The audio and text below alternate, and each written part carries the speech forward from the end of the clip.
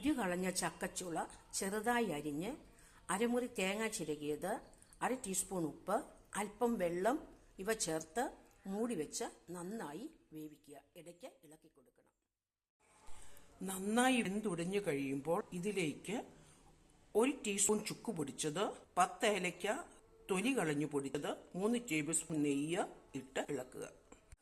Vietnam super early Jack ഫ്രൂട്ടിന് തേൻ മധുരമായതുകൊണ്ട് ശർക്കരയോ പഞ്ചസാരയോ ചേർക്കേണ്ട ആവശ്യമില്ല.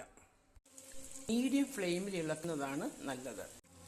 ചക്ക ഹൽവ റെഡിയായി വരുവാൻ ഏകദേശം 1 മണിക്കൂറെങ്കിലും എടുക്കും. പറ്റി തുടങ്ങിയിട്ടുണ്ട്. ഇനിയും ഇത് ഇളക്കിക്കൊണ്ട് തന്നെ ഇരിക്കണം, അല്ലെങ്കിൽ പെട്ടെന്ന് അടുക്കി പിടിക്കും. ഹൽവ ആയി വരുന്നുണ്ട്. അരികിൽ കിടക്കുന്ന നെയ്യ് കൂടി ഇതിനോട് പറ്റിച്ചേരണം.